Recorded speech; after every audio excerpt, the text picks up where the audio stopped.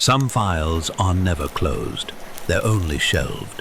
My revenge, just like this slowly burning cigarette, will suffocate you one breath at a time.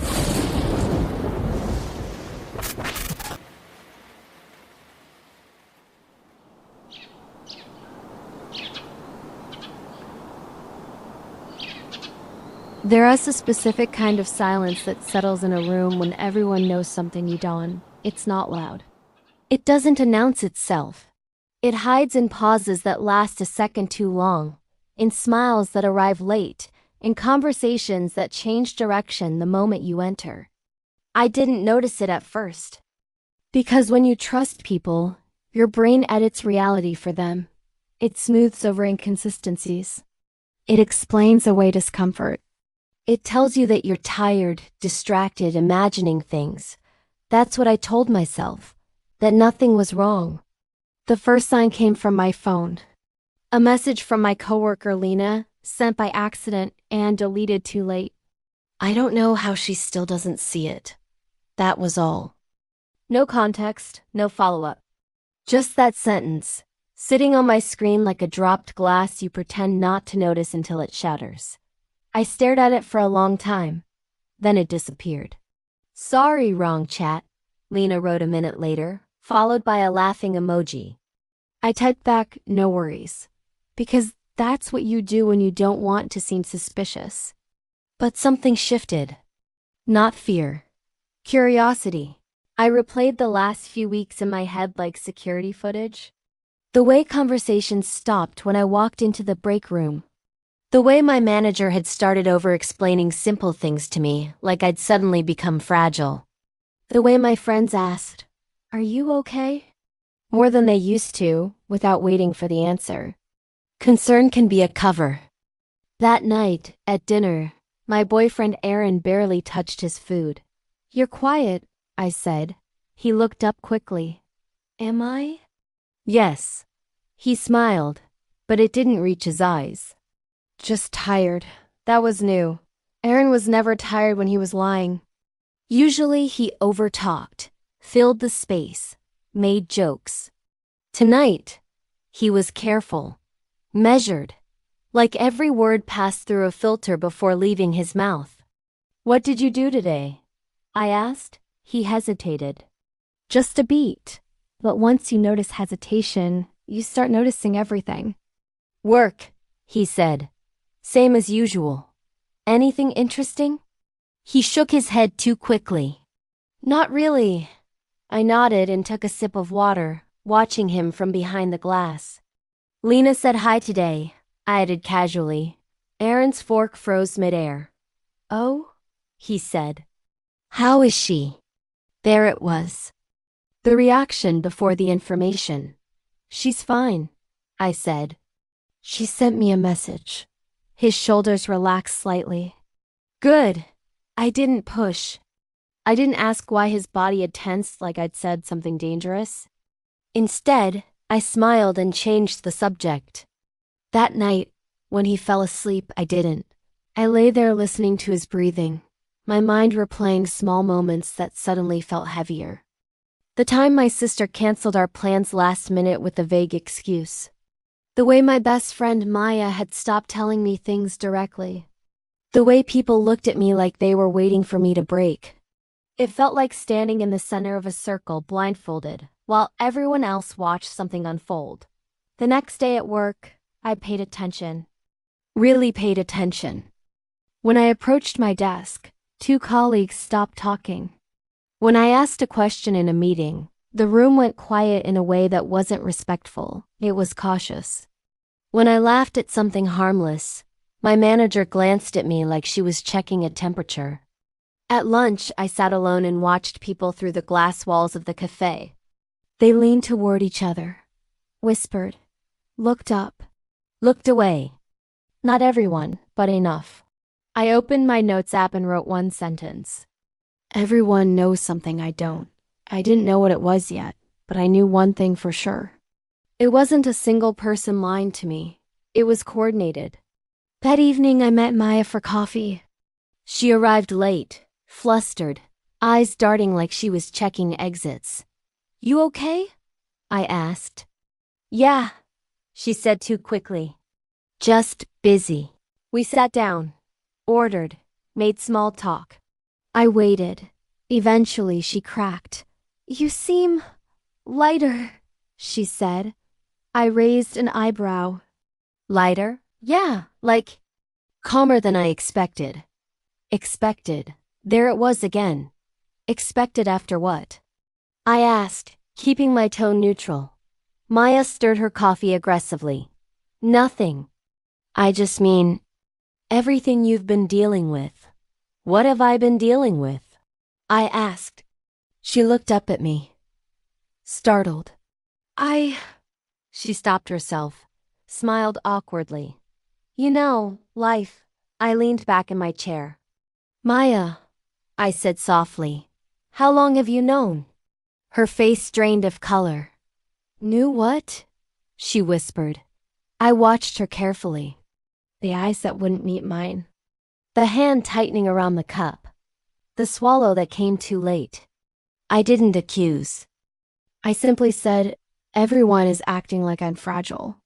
Or dangerous. Or both. And I want to know why. She stared at the table. I can't, she said quietly. That was all it took. Not the lie. The refusal. Because if there was nothing to hide, there would be nothing to protect. I nodded slowly. Okay. She looked up sharply. Okay. Yes, I said. If you can't tell me, then I won't ask. Mara! She started. I said okay, I repeated, smiling gently. She looked relieved. That told me everything. When I got home, Aaron was on the phone in the bedroom, voice low. I know, he said. I know. Just don't push her yet. I stopped in the hallway. My name hung in the air between his words like smoke.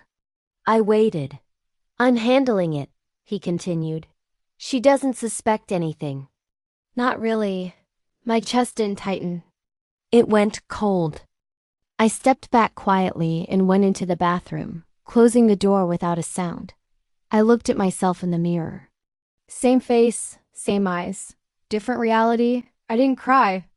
I didn't confront him. I didn't break anything.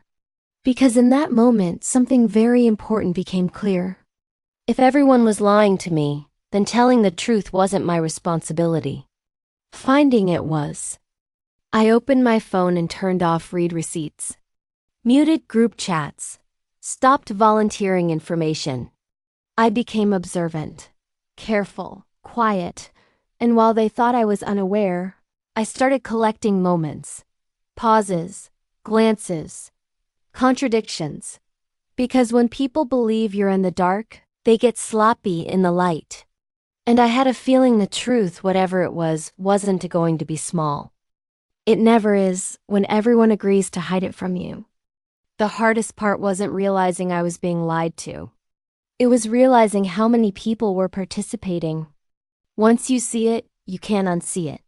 The choreography becomes obvious. Who speaks first?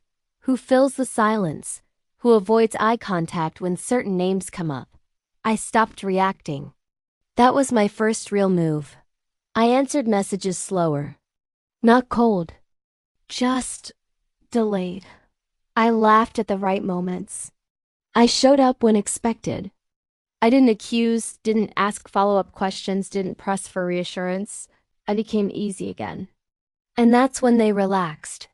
Aaron stopped checking my face for signs. My friends stopped tiptoeing. At work, the tension softened into something almost smug, like they believed they successfully contained whatever version of me they were afraid of. People talk more when they think you're calm. The next clue came from work. My manager, Claire, called me into her office mid-afternoon. She closed the door gently, the way people do when they're about to say something they've rehearsed. First, she said, smiling too warmly, I want to say we value you here. I nodded. Okay. She folded her hands. We've noticed you seemed a little distracted lately. There it was. The narrative. I don't feel distracted, I said. Claire tilted her head sympathetically. Sometimes people don't realize it themselves. I waited. She continued. Some concerns were raised. Nothing serious, just observations. From who? I asked. She hesitated. That's not important. It always is. What were the observations? I asked calmly. She glanced at her notes. Emotional inconsistency, sensitivity, difficulty separating personal issues from work. I almost smiled. They hadn't accused me of doing anything wrong. They'd accused me of being unstable. I haven't missed deadlines, I said. My performance reviews are solid. Yes, Claire said quickly. This isn't about performance, it's about perception. Perception again. I leaned back in my chair. Can you give me an example? Claire paused longer this time. There was a meeting last week where you seemed surprised by feedback. Surprised. Because I hadn't known what they'd already decided. I asked a question, I said. Exactly, she replied, as if that explained everything. I nodded slowly. Who else has mentioned this? Claire's lips pressed together. R is aware. That was new. I'd like to see the documentation, I said. Her eyes widened slightly. Documentation? Yes, I said. If HR is involved, there should be something written. Claire's smile thinned. This is more of a supportive conversation. Support usually comes with clarity, I replied. She sighed. Mara, I'm trying to help you. I met her gaze. Then help me understand. Silence. Claire finally said, sometimes when someone is going through something personal, it's best to focus on wellness. There it was. The pivot. If they couldn't prove wrongdoing, they'd suggest fragility. I stood. If there's no formal complaint, I'll return to work. Claire didn't stop me. She just watched me leave like she'd lost control of the script. That evening, I didn't tell Aaron about the meeting. I wanted to see if he already knew. At dinner, I talked about neutral things, workload, traffic, a show we both pretended to like. Then I said, casually, Haysher's been busy lately. Aaron froze. Not completely. Just enough. Oh, he said. Why? No reason, I said. Just noticed. He relaxed too quickly. Yeah, they always are. I nodded. Later that night, his phone buzzed on the nightstand. I wasn't snooping. I wasn't suspicious. I just saw the name when it lit up. Maya. At 11:43 p.m. I turned away. Not because I was afraid of what I'd see, but because I didn't need proof yet. I needed pattern. The next morning, Maya texted me. Are you free today? I replied an hour later. Maybe, why? She didn't respond. At lunch, my sister called. You okay? She asked, no greeting. Yes, I said. Why? A pause. Just checking. Checking on what? Another pause. You know, everything. I smiled into the phone. I don't, that's kind of the point, she laughed nervously. You're overthinking. Of course. Everyone had decided my role. Not the woman being lied to, but the woman who couldn't handle the truth. That afternoon, I opened my laptop and started documenting. Not emotions, facts, dates, conversations. Who said what? When expressions changed. Who deflected? Who repeated the same phrases? It wasn't paranoia. It was pattern recognition. At 6:12 p.m., Aaron texted, running late. Don't wait up. At 6:14, Maya posted a photo on her story. 2 wine glasses, a familiar table. The corner of a sleeve I recognized. Aaron's jacket. My stomach didn't flip. It settled, because suddenly everything aligned. The silence. The concern. The don't push her yet. They weren't hiding a mistake. They were managing fallout. I didn't message Maya. I didn't confront Aaron. I cooked dinner, cleaned up, took a shower, went to bed. At 9:37, Aaron came home. Sorry, he said softly. Work stuff. I looked at him. It's fine. He kissed my forehead. I let him. Because now I understood something important. If everyone was lying, then the truth wasn't fragile. Their version of me was. And if I stayed calm long enough, they would eventually slip. They always do, because lies require coordination. Truth only requires time. That night, lying beside Aaron, I made a decision. I wouldn't expose them yet. I wouldn't confront. I wouldn't react. I would let the story continue until it collapsed under its own weight. And when it did, I would be standing exactly where I was supposed to be. Watching. Ready. The moment I understood the truth, I stopped trying to confirm it. That's the mistake most people make. They keep looking for proof even after the pattern is obvious. They ask questions. They push. They want someone to admit it. I didn't. Because when multiple people agree to lie, the lie isn't fragile. The agreement is. And agreements always crack under pressure, especially when no one is managing them anymore. I became predictable on the surface. Same routines, same tone, same polite responses. But underneath, I changed one thing. I stopped filling the gaps. No more explaining silences. No more smoothing tension. No more reassuring people that everything was fine. I let pauses hang. It made them uncomfortable. Aaron noticed first. You've been quiet lately, he said one evening, watching me like he was studying a stranger. I've always been quiet, I replied. No, he said slowly. You've always been available. There it was. The word he didn't realize he'd been using as a definition. I didn't argue. I just smiled and went back to what I was doing. At work, the shift was even more visible. People had been circling me carefully for weeks, trying to read my mood, waiting for me to react so they could calibrate theirs. When I didn't, they began to talk to each other instead. Whispers came back. Not directly. Never directly. I heard about them through tone changes, through sudden friendliness, through over-explaining that no one had done before. My manager, Claire, scheduled another check-in. This time she didn't pretend it was about wellness. We need alignment, she said, fingers interlaced too tightly. There's concern about trust. Trust between who? I asked. She blinked. The team. Can you be specific? I pressed. She hesitated. Some people feel unsure. About my work? I asked. No. About my behavior? She nodded. I waited. She didn't continue.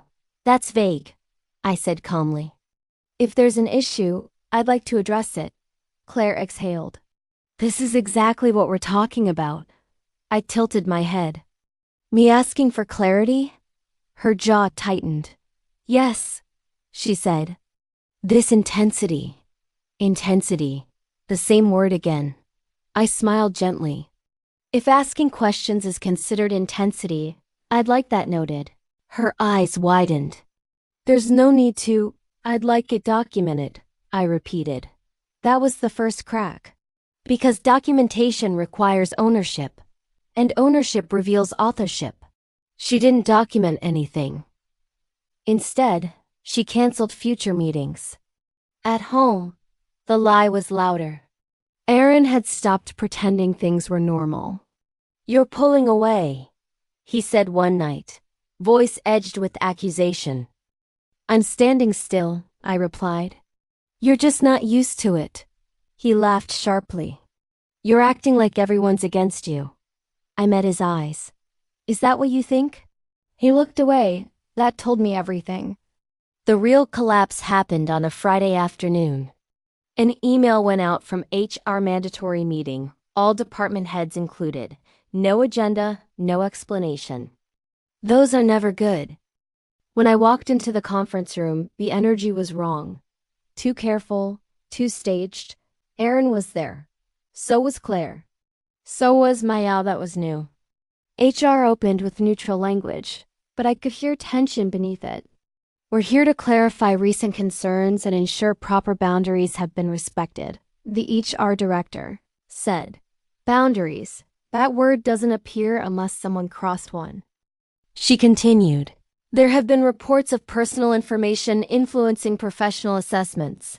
I felt eyes move toward me, then away. I raised my hand. Yes? The HR director said, surprised. I'd like to know what information, I said. A pause. We'll get to that, she replied. No, I said calmly. I'd like to know now. The room froze. Claire shifted in her seat. Aaron stared at the table. Maya looked like she wanted to disappear. The HR director inhaled. Concerns were raised regarding your emotional state. By whom?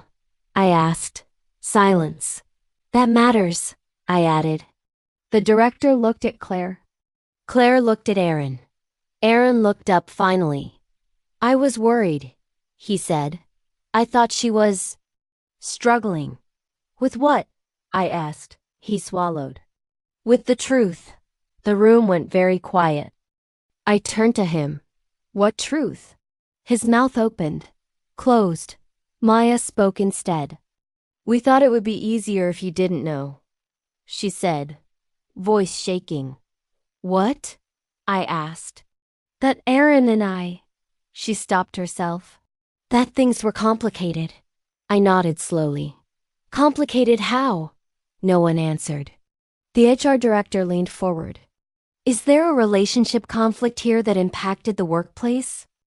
Aaron shook his head quickly. No, Maya didn't. Yes, she whispered. Everything cracked at once. Not dramatically, awkwardly, like a lie collapsing under its own weight. The HR director closed her folder. This meeting is adjourned. Claire, Aaron may stay. She looked at me. You're free to go. I stood calmly.